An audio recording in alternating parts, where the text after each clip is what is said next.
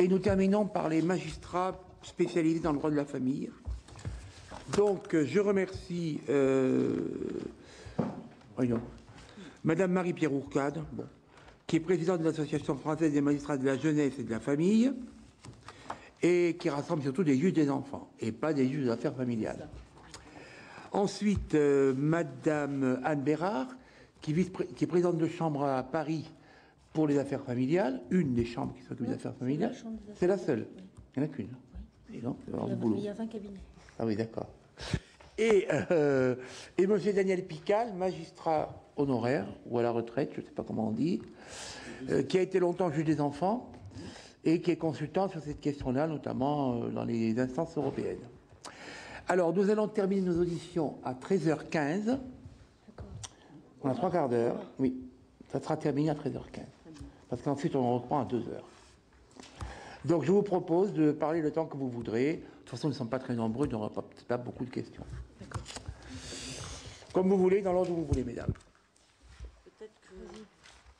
Peut-être que je propose de commencer notre intervention, puisque mon intervention sera sûrement plus courte que celle de Anne Bérard. Donc moi, je suis présidente de l'Association française des magistrats de la jeunesse et de la famille, qui représente essentiellement les juges des enfants. Cette association compte en son sein des juges des enfants, des avocats, quelques juges d'affaires familiales, des éducateurs et des associations qui interviennent dans le cadre de la protection de l'enfance. Et à côté de ces fonctions, je suis actuellement conseillère à la Cour d'appel de Paris, à la Chambre d'instruction des mineurs. Et pendant très longtemps, j'ai été juge des enfants à Paris, Outre-mer, dans un certain nombre de postes. Et c'est à ce titre-là que je me propose de faire part de la position des juges des enfants par rapport à cette proposition de loi. Alors peut-être pour ceux qui ne connaissent pas tellement cette fonction des juges des enfants, les juges des enfants sont des magistrats spécialisés qui interviennent sur saisine du parquet lui-même, saisi essentiellement par les conseils généraux, qui demandent l'intervention judiciaire lorsque des mineurs sont en danger, lorsque les conditions d'éducation sont gravement compromises. C'est le texte de l'article 375 du Code civil. Et pour faire court et simple, c'est les situations les plus graves pour lesquelles nous sommes saisis, puisque le Conseil général intervient également dans le cadre administratif pour des situations de famille en difficulté sur le plan éducatif. Puis les juges des enfants interviennent également en matière pénale pour tous les mineurs délinquants. Ça, c'est un domaine que vous connaissez, puisque c'est très connu. Donc on a cette double casquette en intervenant au pénal et en matière civile dans le cadre de la protection de l'enfance. Alors, c'était une petite présentation pour expliquer dans quel cadre nous intervenons et comment on peut répondre à cette question. Quelle perception nous avons de ce projet, ce projet de loi. Qu'est-ce que nous avons à dire dans le cadre de nos fonctions par rapport à des enfants dont l'un des parents serait homosexuel, ou un des parents aurait refait sa vie avec une personne de même sexe. Alors ce que l'on peut dire, après avoir consulté mes collègues, c'est que nous n'avons pas de signalement proprement dit sur des situations dont l'enfant serait en danger en raison de l'homosexualité d'un de ses parents. Ça, nous n'avons jamais été saisis sur ces situations-là, parce que le danger ne résulte pas en soi du choix sexuel d'un parent. Nous n'avons pas non plus connaissance de situations où le fait d'avoir un parent homosexuel serait une cause d'aggravation d'un danger. À la fois, nous n'avons pas de signalement portant directement sur l'homosexualité d'un parent, mais nous n'avons pas également notre appréciation. On peut dire que ce n'est pas parce qu'on a un parent homosexuel que ça crée une aggravation du danger. Ça, on ne peut pas le déduire. Nous avons connaissance d'un certain nombre de situations limitées en nombre où un enfant est élevé par des parents qui se sont séparés et un des parents a refait sa vie avec une personne du même sexe. Ou et donc un des parents qui est homosexuel. Ça arrive, on a ces situations. Mais on est saisi sur un autre sujet, soit une difficulté familiale au moment du divorce ou de la séparation des parents, soit des parents qui peuvent présenter des carences éducatives, mais pas plus que des parents qui ne seraient pas homosexuels. Ce que l'on peut dire, c'est que s'il fallait s'interroger sur un type de parentalité qui est plus fragile que d'autres, les familles dont nous avons connaissance et qui sont en situation de grande fragilité, c'est les familles monoparentales. Bon, ce n'est pas notre sujet aujourd'hui, mais sur la famille monoparentale, là, on peut dire que c'est un facteur de fragilité. Hein, parce que les situations dont nous sommes saisis, ce sont souvent des familles qui ont beaucoup d'enfants, élevés par un parent, en fait une femme, très isolée, et là, et qui cumule les difficultés sociales. Donc là, forcément, nous allons être saisis, nous allons avoir une connaissance assez fine de la fragilité de ces familles. Mais on ne peut pas dire, donc c'est pour ça que mon propos va être court, on ne peut pas dire que l'appartenance, enfin le fait d'avoir un parent homosexuel favorise notre saisine. Alors, comme je le disais il y a un instant, on a peu de situations, hein, nous avons peu de situations d'enfants, de parents homosexuels et de parents, s'agissant d'un enfant qui a vécu avec ses deux parents ou un parent qui se sépare. Nous n'avons pas connaissance du tout d'enfants dont la conception, enfin c'est difficile de trouver les termes, dont la conception a été décidée par deux parents homosexuels. Hein, c'est pas tout à fait pareil, parce que on n'a pas d'enfants qui auraient été adoptés on n'a pas connaissance, par deux parents homosexuels qui auraient fait le choix d'adopter pour avoir un enfant commun, ou un enfant qui serait résulté d'une FIV. Alors ça, nous n'avons absolument pas ça en boutique. Hein, on n'a pas connaissance de ces situations. Voilà. Alors, ce que l'on peut dire, c'est que ce sont des situations qui interrogent sur l'évolution de la famille, mais en tant que jeunes enfants, on n'a pas grand-chose à dire, à part dire qu'il n'y a pas de danger particulier. Ce qui nous intéresse, qui nous intéresserait, c'est d'avoir quand même une évolution de la législation sur la situation du compagnon ou du compagnon hétérosexuel ou homosexuel d'un des parents. Alors ça manque. Alors on se débrouille, hein, on traficote notre code pour permettre de confier au compagnon ou à la compagne du père ou de la mère un enfant dont on peut penser qu'il serait en sécurité et dont l'intérêt serait d'être élevé par le compagnon ou la compagne du parent, et que ce compagnon ou cette compagne soit homosexuel ou hétérosexuel. Pour nous, c'est les mêmes questions. Je ne sais pas si je suis claire là. Hein, c'est-à-dire que ce qui se présente souvent, c'est qu'un parent se trouve dans l'incapacité d'exercer l'autorité parentale. Nous sommes saisis pour cette situation d'enfant en danger. Eh bien, nous allons être amenés à trouver un support juridique pour confier la garde de cet enfant au compagnon ou à la compagne du parent, qu'il soit hétérosexuel ou homosexuel. Pour nous, c'est la même chose. Et la loi nous le permet, on va confier cet enfant à un tiers digne de confiance, la loi nous le permet, et on va s'interroger sur l'intérêt de l'enfant. Hein, c'est tout. Donc on va avoir le même type de raisonnement que le compagnon ou la compagne soit homosexuel ou hétérosexuel. Est-ce qu'il est en capacité de répondre au quotidien aux besoins de l'enfant? Est-ce qu'il y a des liens affectifs? Est-ce qu'il va être choyé, entouré? Est-ce que ses conditions d'éducation vont être optimum dans cette nouvelle configuration familiale? Voilà. Mais ça, c'est notre travail ordinaire, si je puis dire. Hein. Ça fait partie un peu de notre travail. Alors, dans ce cas de figure, les juges des enfants peuvent également non seulement prendre une décision de garde, mais accompagner cette décision d'une mesure éducative, hein, pour des raisons pour aider, accompagner le parent qui se retrouve en charge d'éducation de cet enfant. Et puis, je ne vous le cache pas, c'est qu'il arrive quand même que ces décisions puissent perturber, hein, déstabiliser l'autre branche. Donc l'enfant peut être l'enjeu du conflit familial qui existera à la suite de cette décision, et c'est la raison pour laquelle nous prévoyons un certain temps un accompagnement éducatif pour s'assurer que la situation évolue de façon satisfaisante. Donc voilà, c'est un petit peu ce que nous, on peut vous faire savoir sur ce sujet dont nous avons à connaître de façon marginale. Voilà, Monsieur le Président. Madame Béra. Alors, Je vais essayer d'aller vite parce que l'heure tourne. Bon, très rapidement, pour me présenter, bon, je suis donc juge aux affaires familiales. J'ai exercé cette fonction dans un certain nombre de juridictions avant d'être à Paris. Je suis à Paris depuis 2010, responsable de la Chambre de la famille de Paris, qui comporte donc 20 cabinets de juges aux affaires familiales et qui donc traite tout le contentieux de la séparation de la ville de Paris. Ça fait 11 500 affaires nouvelles en moyenne par an qui nous sont soumises, avec la double particularité qu'on fait à la fois face à des aspects juridiques des questions et en même temps des aspects humains, voire passionnels, qui ne comptent pas pour peu dans la difficulté des décisions à prendre. À Paris, la particularité de la juridiction, c'est que nous avons à faire face à des situations aussi avec des dimensions patrimoniales complexes et également beaucoup de situations avec des éléments d'extranéité, c'est-à-dire avec des éléments de droit international.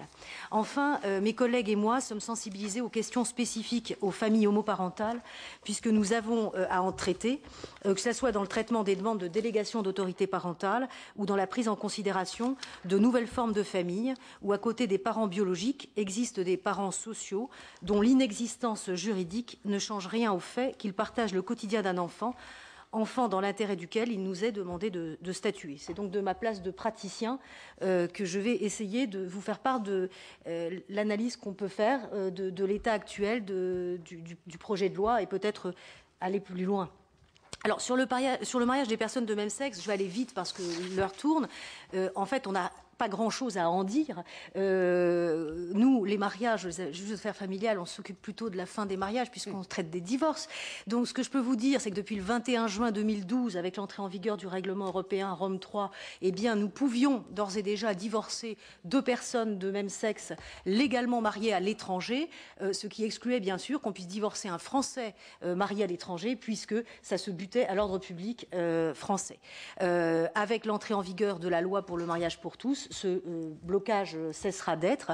Et par ailleurs, l'article 22 du projet de loi relatif aux dispositions transitoires régularise la situation des Français de même sexe régulièrement mariés à l'étranger avant l'entrée en vigueur de la loi. Donc nous, en tant que juge aux affaires familiales, on n'a pas grand-chose à dire sur la question du mariage. La seule chose qu'il faut que vous ayez à l'esprit, c'est que bien évidemment, les étrangers qui viendront se marier en France, dont le pays d'origine n'acceptera pas l'existence du mariage, eh bien se retrouveront dans une situation quand même assez préoccupante, puisque leur mariage n'existera pas et que, évidemment, ils ne pourront pas non plus aller divorcer d'où ils viennent. Ils seront obligés de revenir ou d'aller, en tous les cas, dans un pays qui reconnaît le divorce. Et donc, ça veut dire que on peut imaginer une espèce de concentration de ce contentieux sur un nombre limité de pays. Mais enfin, je pense qu'on n'en est pas encore à ce type de forum shopping.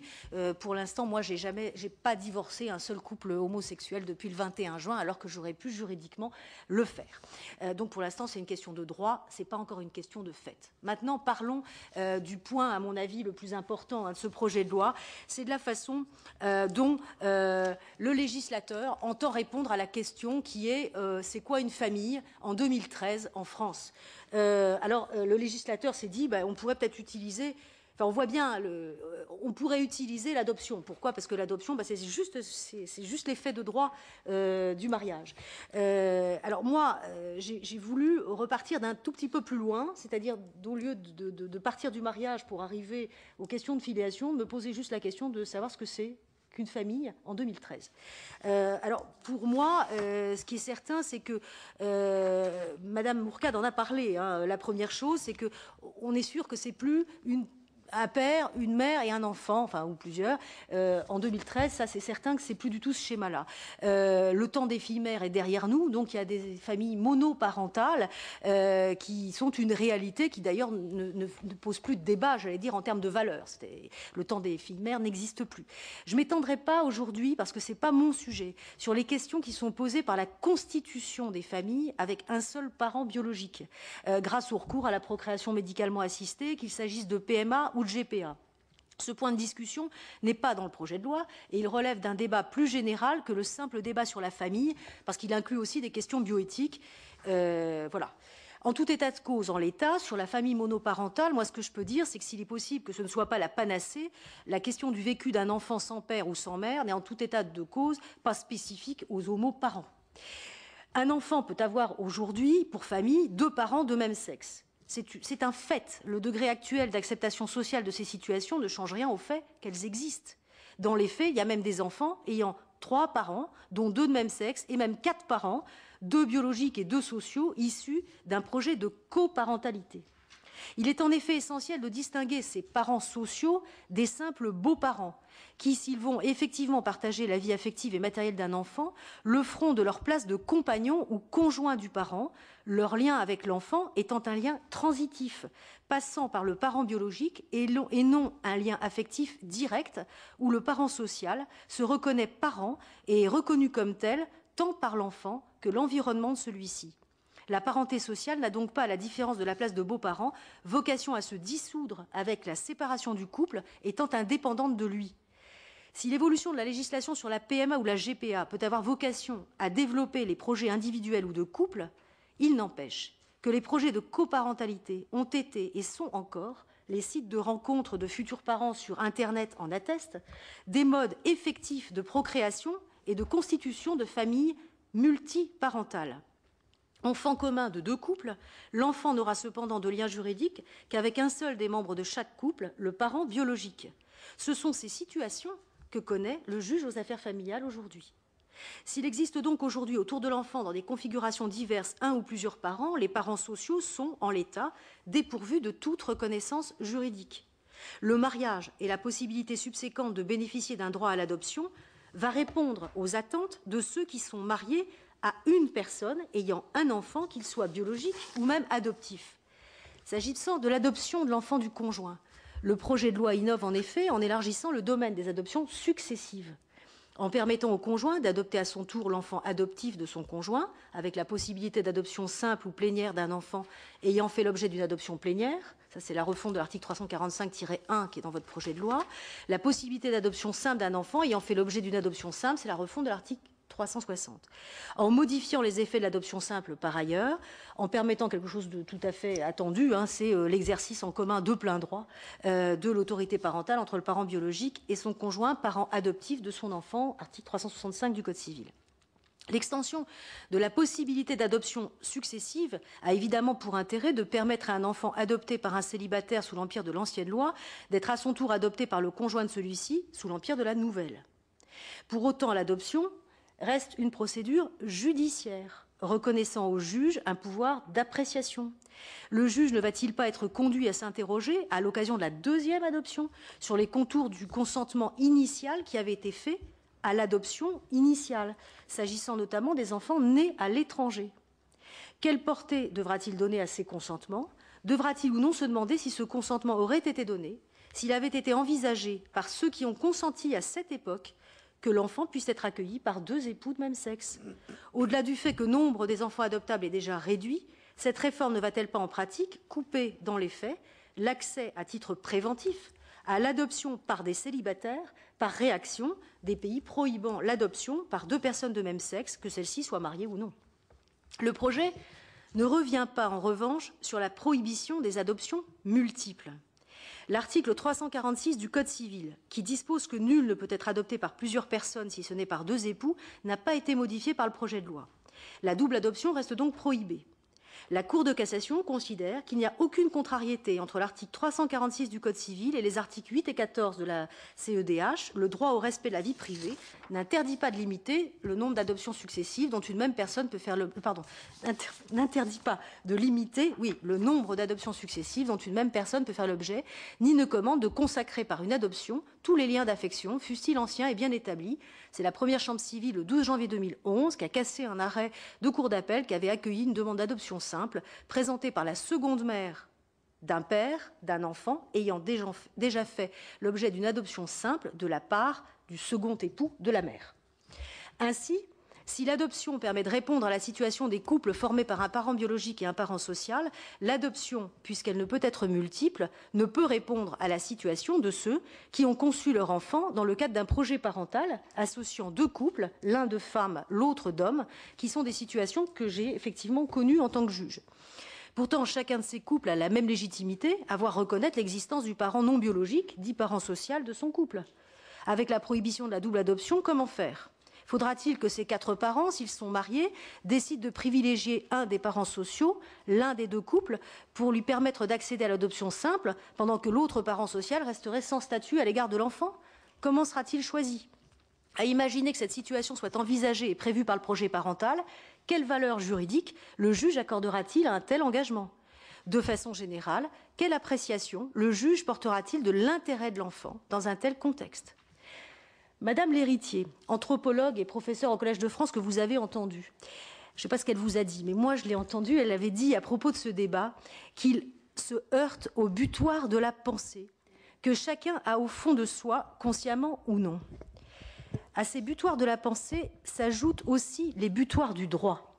Or, il faut bien constater que, justement, l'accès des couples de même sexe à l'institution du mariage a pour conséquence mécanique de bouleverser tout le droit de la famille qui a été conçu et structuré autour de l'idée que ce qui fait famille, c'est un père, une mère, avec des enfants. L'entrée du mariage pour tous dans notre ordre juridique joue à cet égard comme un domino qui renverse les autres. L'adoption, jusqu'à présent, même avec les limites de la différence des couleurs, celle-ci reposait sur une plausibilité biologique symbolique, un enfant né d'un homme ou d'une femme, ou d'un parent et d'un inconnu. Permettre l'adoption par deux personnes de même sexe, c'est poser une improbabilité biologique absolue, c'est franchir un seuil symbolique. Cette situation ne peut que réactiver le débat sur le droit à connaître ses origines de chaque enfant, se sachant nécessairement engendré par un homme et une femme. Le droit à connaître ses origines ouvre à son tour la porte du débat de l'accouchement sous X. Celui de l'accouchement sous X, en des temps d'égalité des droits, peut ouvrir celui du droit pour les hommes à ne pas vouloir être père. Le droit à connaître ses origines conduit à reconsidérer les dispositions du Code civil sur la PMA et l'impossibilité de rechercher l'auteur du don. Le droit d'identifier l'auteur d'un don de gamètes conduit enfin à reconsidérer le principe de l'anonymat du don d'organes. On peut évidemment envisager de reconsidérer l'ensemble de ces questions dans le cadre d'une réforme d'ensemble. On peut aussi essayer de contourner l'obstacle en ne faisant pas de l'adoption le seul moyen de régler l'accès aux droits des familles homoparentales. Vue sous un angle pragmatique, la question n'est pas d'ouvrir ou non le droit à l'adoption aux couples de même sexe, mais de répondre aux besoins de reconnaissance des parents sociaux en leur conférant les mêmes droits qu'aux parents biologiques. Pourquoi s'imposer de passer par l'adoption, qui, on l'a vu, conduit à ouvrir mécaniquement un grand nombre de débats particulièrement fondamentaux? Pour les familles composées d'un seul parent biologique, pourquoi, par exemple, ne pas étendre expressément la possession d'État comme mode d'établissement de la filiation? Selon l'article 311-1 du Code civil, la possession d'État s'établit par une réunion suffisante de faits qui révèlent le lien de filiation et de parenté entre une personne et la famille à laquelle elle est dite appartenir. Les principaux de ces faits sont, premièrement, que cette personne a été traitée par celui ou ceux dont on l'a dit issus comme leur enfant et qu'elle-même les a traités comme son ou ses parents. Deuxièmement, que ceux-ci ont, en cette qualité, pourvu à son éducation, à son entretien ou à son installation. Troisièmement, que cette personne est reconnue comme leur enfant dans la société ou par la famille. Bon, après, le quatrièmement et le cinquièmement, c'est plus difficile, qu'elle est considérée comme telle par l'autorité publique. Cinquièmement, qu'elle porte le nom de celui ou ceux dont on l'a dit issus. Mais la réunion de l'ensemble de ces faits n'est nullement nécessaire, dès lors qu'il existe une réunion suffisante. Alors actuellement, la jurisprudence, évidemment, ne reconnaît pas cette possession d'État dans les couples de cette nature. On a un arrêt de la Cour d'appel d'Aix de 2002, mais il ne serait pas très compliqué de rendre la possession d'État opérationnelle. Et puis, on peut peut-être aussi imaginer autre chose. Par exemple, de créer un statut de parent social qui réponde, sans passer par l'adoption, à la volonté de s'engager de façon irrévocable envers un enfant, d'être son parent pour toujours. Elle pourrait associer un ou deux parents biologiques, le concubin ou l'époux de chacun, soit jusqu'à un ou deux parents sociaux. Cette déclaration de parenté pourrait être accueillie avant ou pendant la grossesse par un juge ou un notaire qui recueillerait le consentement simultané de tous les parents associés au projet de coparentalité sur un mode comparable aux procès-verbaux de consentement à la procréation médicalement assistée du type de l'article 311-20 du Code civil. Pour exercer un certain contrôle sur les conditions d'accueil susceptibles d'être offertes à l'enfant à naître, on pourrait même concevoir, comme l'article L. 2141-6 du Code de la santé publique le prévoit pour les dons d'embryons, une autorisation délivrée par le juge après enquête sociale. Le juge ou le notaire, en recueillant leur consentement, avertirait alors les personnes sur les conséquences juridiques de leur engagement, y compris en cas de séparation. Ce que je fais, moi, lorsque je recueille les consentements des personnes sur la procréation médicalement assistée ou sur les dons d'embryons.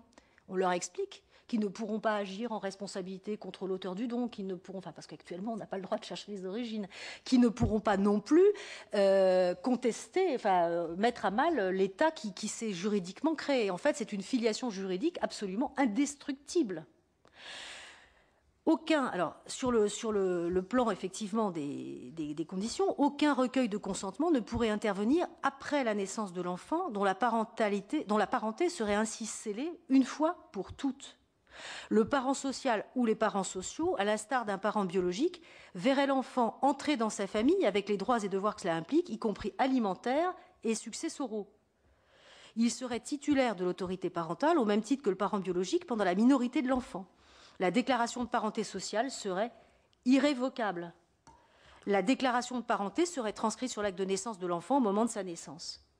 L'intérêt de cette création juridique serait, d'une part, de répondre mieux que l'adoption à toutes les formes de nouvelles familles composées, y compris de 4 parents, d'autre part, d'éviter qu'il ne soit recouru à l'institution du mariage que pour bénéficier du droit à l'adoption et que se retrouve après des mariages blancs et des mariages gris avec des mariages roses destinés à n'obtenir que les effets secondaires d'une institution que chacun devrait être libre de choisir pour ce qu'elle est et non pour ce qu'elle procure. Ne nous cachons pas cependant les difficultés innombrables de l'organisation de cette multiparentalité. Difficultés tenant à l'organisation des modalités d'exercice de l'autorité parentale dans les familles multiparentales. Que faire à cet égard des chartes de coparentalité que beaucoup de couples d'hommes et de femmes signent ? Faudra-t-il leur donner un cadre juridique? Faudra-t-il les rendre obligatoires, facultatives? Faudra-t-il les faire homologuer en justice? Faudra-t-il au contraire les prohiber et inscrire des dispositions nouvelles du Code civil relatives à l'exercice de l'autorité parentale dans les familles multiparentales? S'il n'est pas douteux que nombre de familles composées fonctionnent harmonieusement, celles qui ont des difficultés et qui ont été amenées à saisir les juges aux affaires familiales ont donné à voir les limites d'un exercice en commun de l'autorité parentale entre 2 personnes, les 2 parents biologiques, s'étant rencontrés par l'intermédiaire d'un site pour mener ensemble leur projet d'enfant, mais n'ayant pas nécessairement grand-chose en commun.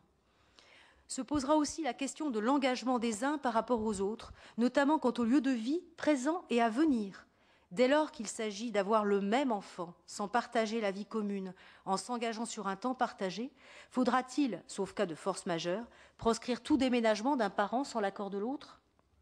D'autres difficultés vont aussi survenir au moment de l'organisation des conséquences de la séparation des familles multiparentales à l'égard des enfants. Résidence, droit de visite et d'hébergement, avec l'organisation d'un éventuel temps partagé entre 4 personnes à mettre en perspective avec l'équilibre de l'enfant. Fixation de la contribution à l'entretien et à l'éducation des enfants en tenant compte des ressources et charges des différents parents. Il faudra aussi que les dispositions fiscales, les dispositions relatives aux prestations sociales adaptées soient aussi adoptées. Les dispositions relatives à l'administration légale, à la tutelle des mineurs doivent aussi être adaptées. Dès lors que la famille homoparentale est reconnue, il importe qu'elle le soit dans toutes ses réalités, qu'il s'agisse des familles monoparentales, de 2 parents ou plus.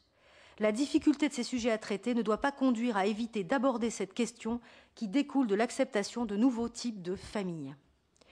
Sur la place du tiers, il s'agit ici de l'ex-compagnon ou de l'ex-compagne ou de l'ex-conjoint ayant partagé un temps la vie de l'enfant et de son parent. Ce sujet concerne toutes les familles, qu'elles soient ou non de même sexe. Le débat sur le mariage pour tous, parce qu'il ouvre aussi un débat sur la famille, ne peut faire l'économie d'une réflexion sur la place du beau-parent, alors qu'en 2013, puisqu'un couple sur 2 divorce ou se sépare, nombre de beaux-parents contribuent de fait à l'entretien et à l'éducation des enfants de leurs concubins ou conjoints. Le projet de loi a abordé la question de la place de ce beau-parent en le définissant, ce qui est déjà très bien, comme un tiers qui a résidé de manière stable avec lui, l'enfant, et l'un de ses parents, a pourvu à son éducation, à son entretien ou son installation, et avec lequel il a noué des liens affectifs durables. C'est une belle définition. C'est un premier pas utile, même si l'on peut regretter que ce ne soit qu'à l'occasion de la rupture qu'il apparaisse dans la loi sur le mariage. Sans doute, un projet de loi famille viendra compléter le dispositif afin que le beau-parent, lorsqu'il partage la vie de l'enfant, puisse disposer du droit d'accomplir les actes usuels nécessaires à la vie quotidienne. En l'état, le projet de loi introduit au profit de l'ex-beau-parent dans un nouvel alinéa 2 de l'article 373-3 du Code civil la possibilité pour le juge, si tel est l'intérêt de l'enfant, de prendre les mesures permettant de garantir le maintien des relations personnelles de l'enfant avec lui. On peut peut-être regretter qu'il reste nommé tiers, même si en ajoutant qu'il a résidé, etc., on voit bien qu'il n'est pas un tiers comme les autres. On peut aussi s'interroger sur le bénéfice concret obtenu par cet ajout, alors même que l'article 371-4 du Code civil dispose d'ores et déjà, j'ouvre les guillemets, si tel est l'intérêt de l'enfant, le juge aux affaires familiales fixe les modalités des relations entre l'enfant et un tiers, parent ou non. Juridiquement, l'amendement de l'article 373-3 n'apporte aucun droit supplémentaire à son bénéficiaire par rapport à l'article 371-4 du Code civil. Aucune indication de la nature et de l'ampleur des droits conférés. Disposition régie par la même procédure spécifique de l'article 1180 du Code de procédure civile. Ça veut dire quoi? Ça veut dire compétence du JAF, mais avec une procédure contentieuse, comme devant le tribunal de grande instance, avec jugé après avis du ministère public et avec représentation obligatoire par avocat. À tout le moins. On pourrait envisager pour ce tiers qui a résidé de manière stable, etc., d'avoir au moins le droit de saisir directement le juge aux affaires familiales en passant par la procédure de droit commun de l'article 1179 du Code de procédure civile. Il aurait alors, il est vrai, des avantages par rapport aux grands-parents. On ne saurait cependant les mettre en comparaison. Ce droit au lien privilégié pourrait être le privilège accordé à celui qui a peut-être plusieurs années durant logé, nourri et contribué au quotidien à élever l'enfant de son conjoint ou concubin. Les grands-parents recourant à la procédure en justice ont rarement les mêmes faits de proximité quotidienne et affective à faire valoir. Pour autant, l'expérience montre que si le juge aux affaires familiales est saisi par des grands-parents de demande de droit de visite, il ne l'est pas dans les faits par d'anciens beaux-pères ou belles-mères. N'osent-ils pas, ne le veulent-ils pas?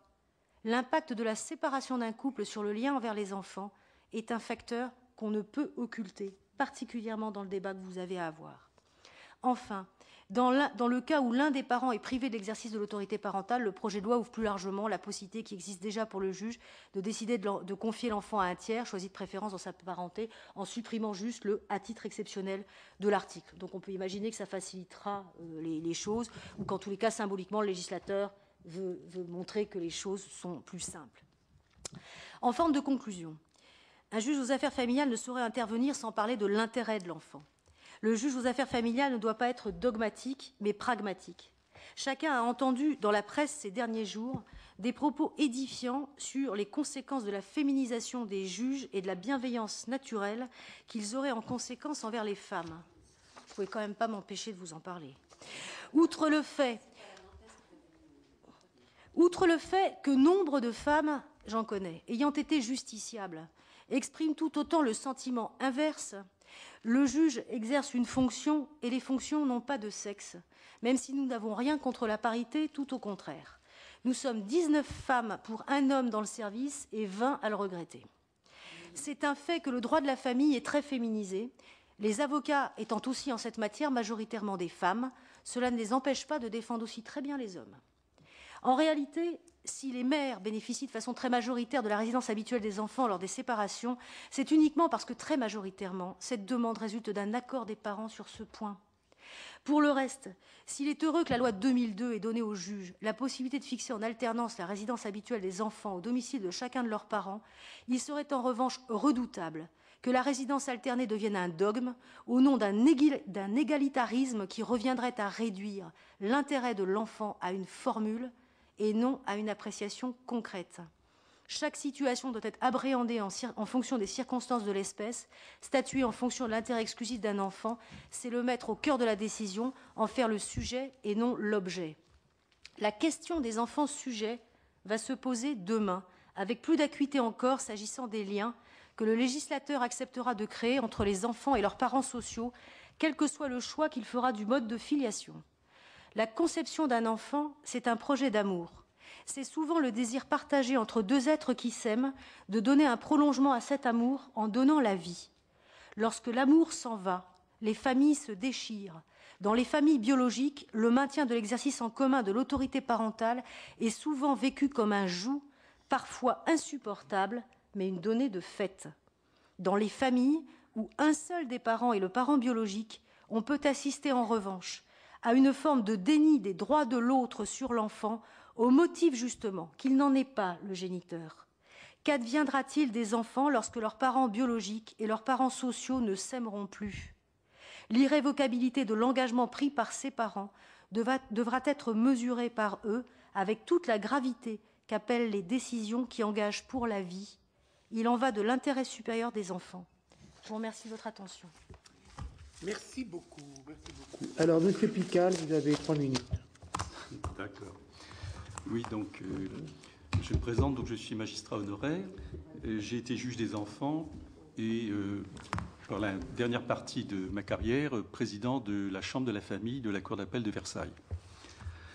Donc, je rajouterai quelques petits points, simplement, puisque ça a été développé par mes collègues jusqu'à présent, pour dire qu'effectivement, il y a plus de problèmes au niveau d'une famille monoparentale que, en ce qui concerne une famille homoparentale qui, en tant que telle, ne pose pas un problème spécifique. Et lorsqu'il y a danger couru par un enfant, ce n'est pas le fait, effectivement, de l'orientation sexuelle des personnes, des parents ou des beaux-parents qui l'élèvent. Alors, simplement quelques éléments ponctuels. En ce qui concerne au niveau international, on a pu constater, par exemple, en Suède, il y a quelques années, où il y avait possibilité déjà de reconnaître certains droits aux familles homoparentales. On cite l'exemple d'un couple de lesbiennes qui avait demandé à un de leurs amis d'officier pour que l'une d'elles procrée, effectivement, dans ce cadre, je dirais, convivial. Et 3 enfants étaient issus justement de cette relation avec cet ami qui avait prêté justement son concours. Il se trouve que ces 2 femmes élevaient l'enfant donc ensemble, mais pour qu'il y ait une image paternelle, faisaient connaître effectivement que cet ami était le père biologique, et il avait même reconnu les enfants justement quelque temps après. Il se trouve que ces femmes se sont séparées, et on a poursuivi effectivement pour une obligation alimentaire au père biologique, alors que l'autre femme, qui avait pourtant eu avec sa compagne un projet commun d'élever les enfants, n'était responsable d'aucune obligation, notamment sur le plan alimentaire. Alors cela a d'ailleurs fait débat en Suède, et maintenant, lorsqu'un couple homosexuel a un projet d'enfant commun ou avec un donneur, il y a obligation, justement, une sorte de co-responsabilité de la part du couple homosexuel, même s'il se sépare, celui qui quitte l'autre parent a une obligation alimentaire. On peut aussi citer le cas du Québec, qui reconnaît dans la loi le statut du beau-parent et qui indique dans son code civil tenant lieu de parent. Et dans la mesure où justement ce tenant lieu de parent s'est engagé, il doit aussi une obligation alimentaire si le couple se sépare plus tard. Donc voilà 2 ou 3 éléments. Je ne veux pas être beaucoup plus long. Simplement, la question qui n'est peut-être pas encore dans le projet de loi, mais qui va venir dans le débat, il y a le problème général, je dirais, de droit à reconnaissance des origines de la part d'un enfant. C'est notamment la Convention internationale des droits de l'enfant de l'ONU de 1989 qui l'indique. Il faudra se poser des questions, justement. Madame Bérard l'a évoqué rapidement, mais c'est vrai que le problème, justement, de l'adoption plénière, qui fait une rupture complète avec les origines biologiques, devra peut-être se poser. Est-ce qu'il faut conserver cette possibilité, ou est-ce qu'il ne faut pas le restreindre à une adoption simple qui ne coupe pas donc les origines, qui en ajoute simplement de nouvelles? Le problème de l'accouchement sous X, cette question aussi devra faire débat peut-être à l'avenir. Et puis l'anonymat du don du sperme ou des gamètes devra aussi être peut-être mis dans le débat, puisque sinon il y aura donc un certain nombre de réflexions éthiques qui devront être dans le débat dans les mois qui viennent. Voilà, je vous remercie. Moi j'ai juste une question, mais que vous répondrez. Pour la suite, est-ce que vous pensez que l'adoption plénière doit être conservée dans notre droit? Voilà. Parce que je constate aujourd'hui que ça ne répond plus à la réalité. C'est une vraie question. Bon, comment? Non, je veux dire, si on met dans la loi famille, ce que vous suggérez, C'est-à-dire, et si on regarde l'adoption ancienne, je crois que ça répond à toutes les questions, mais on verra plus tard, notamment pour les origines. Hein. Et ça permettra à certains psychanalystes de ne plus nous dire que l'adoption plénière, c'est vraiment l'enfant qui arrive dans une nouvelle famille et que tout le reste est exclu. C'est ça qu'on nous dit. La question de l'écrasement de l'état civil pose effectivement, interroge. C'est-à-dire que ce qui est intéressant dans ce débat, c'est qu'il a en fait interrogé un certain nombre de dispositifs qui existent depuis très longtemps. C'est vrai, c'est une vraie question, ça. Mais c'est une question de société, presque. Hein. C'est pas une question posée à un juge. Oui. Non, moi, c'est simplement pour me remercier de la qualité des exposés qui ont été faits. J'aurais besoin sûrement de relire tout ce que vous avez dit, notamment vous, madame. Alors, je veux dire à Michel et aux autres que madame Bérard nous enverra par mail son intervention, qu'elle remettra en forme corrigée. Tous les magistrats veulent être très précis et tout ça, c'est normal. Voilà. Et que, bien entendu, ça sera à la disposition de tout le monde et ça pourra même être publié. Dans l'ensemble, tout ce qui est soulevé... À l'annexe du compte-rendu des auditions, puisque ces auditions sont publiques et que donc il y a un compte-rendu écrit qui est distribué la semaine qui suit. Voilà. En plus de la télévision, Public Sénat et tout ce qui s'ensuit. Puisque demain matin, vous verrez Public Sénat. Si vous regardez. Matin, je suis en audience. Ah oui, mais vous mettrez la télé là. Ça sera en différé. Simplement, donc, pour dire que que vous avez développé ne concerne pas directement... Oui et non. D'ailleurs, la preuve, c'est qu'on est tellement à cheval sur les deux que l'Assemblée nationale n'a pas pu s'empêcher d'aller faire un petit tour du côté, effectivement, du tiers, par exemple. Et on voit bien que derrière, quand vous parlez de mariage, vous parlez de filiation, quand vous parlez de filiation, vous parlez de famille, quand vous parlez de famille, vous ouvrez tout un tas de boîtes. Oui, Monsieur le Président, moi je ne suis pas juriste, mais j'ai compris que tout ça était d'une complexité énorme et que je ne suis pas sûr qu'on ne soit pas en train de mettre une usine à gaz en place. Déjà c'est complexe, mais ça va l'être encore plus. Mais ceci étant, j'ai compris qu'on pourrait avoir l'intégralité de l'intervention pour une relecture, soit nous-mêmes, soit d'autres. Non, mais c'est très... Écoutez, on est là pour essayer, je disais tout à l'heure, quand on est législateur, on doit essayer de mesurer les conséquences de ce que l'on fait. Alors, je ne suis pas sûr qu'on le fasse souvent, qu'on vote pour des raisons X, mais il est important qu'au moins ceux qui mesurent bien les choses et peuvent l'analyser nous fassent part de leur réaction par rapport à ça. Donc, on a besoin de ce texte. Tout à fait. Merci. Il est, vient de le dire Madame Bérard, et on l'a vu tout au long des auditions. Les auditions publiques se terminent aujourd'hui, sauf que dans 15 jours, ou je ne sais pas quand, là, on en aura 2 autres, parce qu'il y a 2 personnes qu'il faudra... Bon, vous serez avertis. Bon, c'est sûr que le projet de loi, il aurait pu se limiter à l'ouverture du mariage, point final. Bon. Enfin, il a rajouté l'adoption. C'est impossible, parce qu'en réalité, l'adoption est une conséquence du mariage. Tout à fait. Donc, bon, voilà. Mais ça ouvre des perspectives sur tout le droit de la filiation. D'ailleurs, tout le monde nous l'a dit. Les professeurs de droit, et parmi pas les plus révolutionnaires, comme Ozer, etc., bon, ils nous ont dit qu'il faut un nouveau texte sur la filiation, qui reconnaisse la filiation biologique et la filiation alors volontaire, sociale, tout ce qu'on veut, pour tous les couples, qu'il faut revoir totalement les conditions de l'adoption, qu'il faut voir dans cette loi famille le statut dit du beau-parent ou de la personne responsable, etc., que c'est vrai que l'Assemblée nationale a fait des incursions là-dessus, plutôt heureuses. Ça veut dire qu'il faut revoir exactement le droit au non. L'Assemblée a fait quelque chose là-dessus. Bon, c'était juste l'ordre alphabétique. Bon, le juge n'a rien à en dire. Voilà, mais je veux dire, voilà. Donc tout ça, c'est des perspectives pour, à mon avis, le plus rapidement possible. Parce que sinon, ça vous mettra dans des situations absolument difficiles. Il faut faire des choix. Il faut savoir jusqu'où vous arrêtez les choses et à partir de ce moment-là... Voilà. Alors, je terminerai par là, mais... Ben oui, c'est là. Le professeur Ozer, que j'ai bien connu avant, qui est un type totalement classique, je dirais, hein, plus que classique, nous a dit vous devez aller jusqu'au bout, le gouvernement doit aller jusqu'au bout. Il doit prévoir la filiation biologique dans tous les cas possibles, sociale dans tous les cas possibles, y compris chez PA. Parce que vous n'arrêterez pas, voilà, c'est tout. Donc. À votre question en ce qui concerne l'adoption. Ah, vous arrêtez ? Non, non, simplement, effectivement, vous avez raison de soulever le problème, notamment de l'adoption plénière, parce que c'est quand même une spécificité plutôt française. Beaucoup de pays ne coupent pas les origines biologiques rajoute simplement une nouvelle filiation juridique. Et par ailleurs, certains pays refusent justement l'adoption plénière française. Et même certains autres pays, notamment de culture musulmane, même interdisent l'adoption.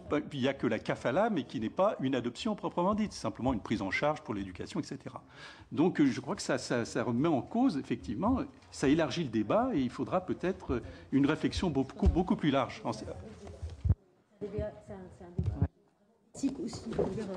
Bon, merci beaucoup, mesdames.